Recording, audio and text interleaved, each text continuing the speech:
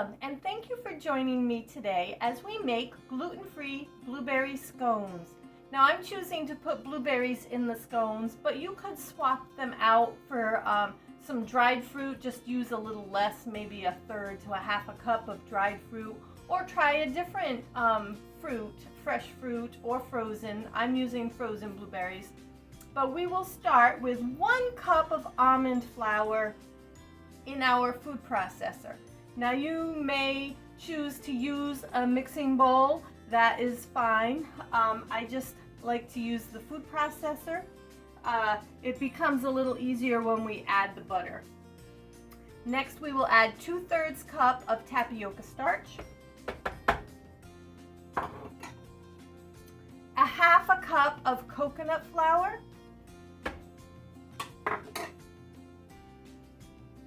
2 tablespoons of monk fruit, which is my favorite sweetener. You may choose to use something else, like honey would be a great alternative here, as well as coconut sugar.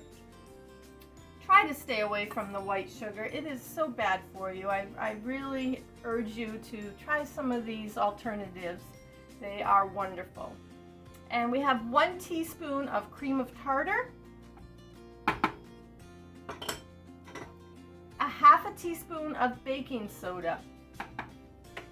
And if you do not have cream of tartar and baking soda, you can replace both of those with 2 teaspoons of baking powder. I have a 1/4 teaspoon of salt and a half a teaspoon of ground cinnamon. And then we will put the top on our food processor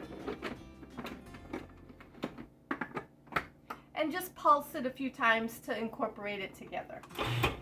After it is pulsed together, we'll remove the lid and add 2 large eggs to the bowl. And then we will put the lid on, and I have here a half cup of coconut milk. And prior to turning on the video, I put a teaspoon of lemon juice into the half a cup of coconut milk, and I let it set while I got my ingredients together. So you do the same. Start with a half a cup of coconut milk, 1 teaspoon of lemon juice, and then do the rest of your prepping. Okay, so I'm going to turn the food processor on and pour the milk in while it's running. And lastly, we will add 5 tablespoons of butter chopped up,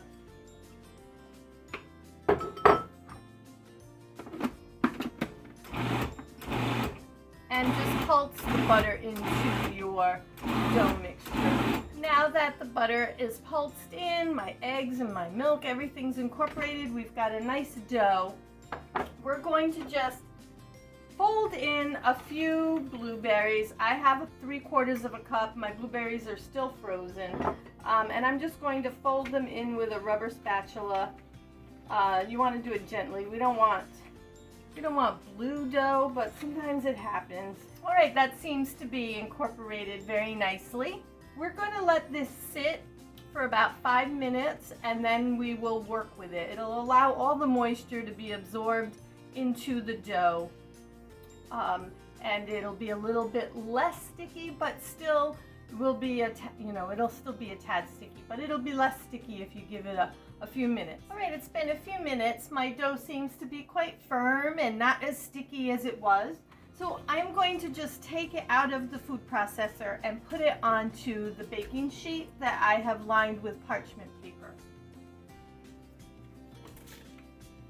Now that our dough is on the cookie sheet, you just want to kind of pat it into a circle about maybe 1 inch or so thick.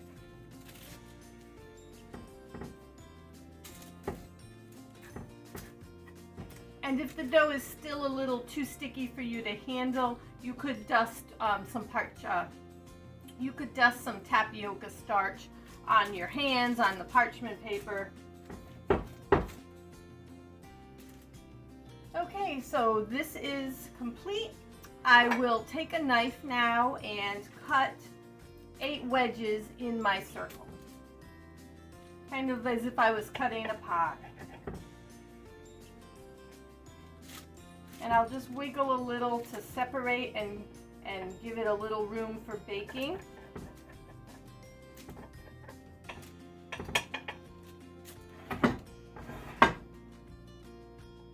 I have cut the scone dough into the 8 pieces.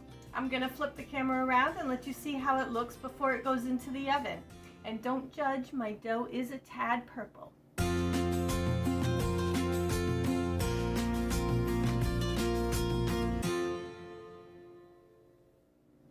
So now I'll put the scones in the oven. My oven is preheated to 400 degrees, and we want to bake them for about 15 minutes. I'm using a stone pan, so it will definitely be 15 minutes. It could even maybe be as much as 18. But if you're using metal pans, you're probably looking at more like 12 to 15. Okay, we'll pop them in.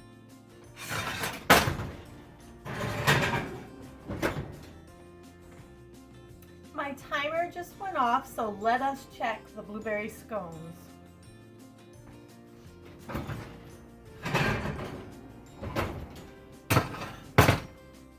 They're not too golden, and they're still a little tender to touch, not real firm. So I'm going to put them back in for another maybe 3 minutes to 5 minutes or so. But you can see how they've puffed a bit. You can see how they've puffed a bit and baked close together. So this is why we kind of wiggle them apart a little before baking. All right, so just pop them back in and reset the timer. So it's been another 5 minutes. Let's pull out those scones and take a look.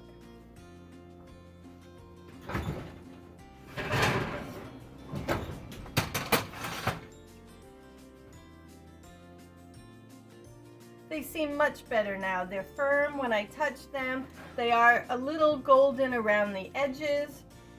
It wouldn't hurt if they went back in the oven, but you certainly could take them out now and let them cool.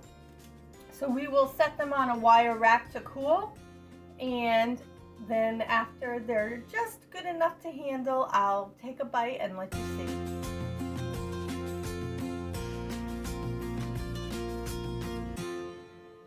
So the scones have cooled for a few minutes, so let us take a taste and see how they came out.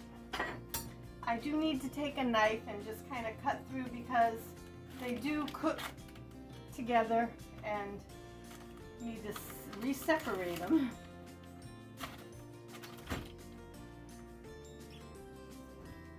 There's our scone. And let's see how it is. I like it. I hope you do as well. Play around and see what other kind of additions you might like.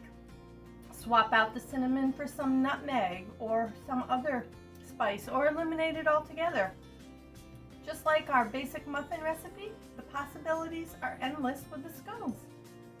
So enjoy, and I'll catch you next time in another one of our gluten-free videos. Thanks for stopping in today.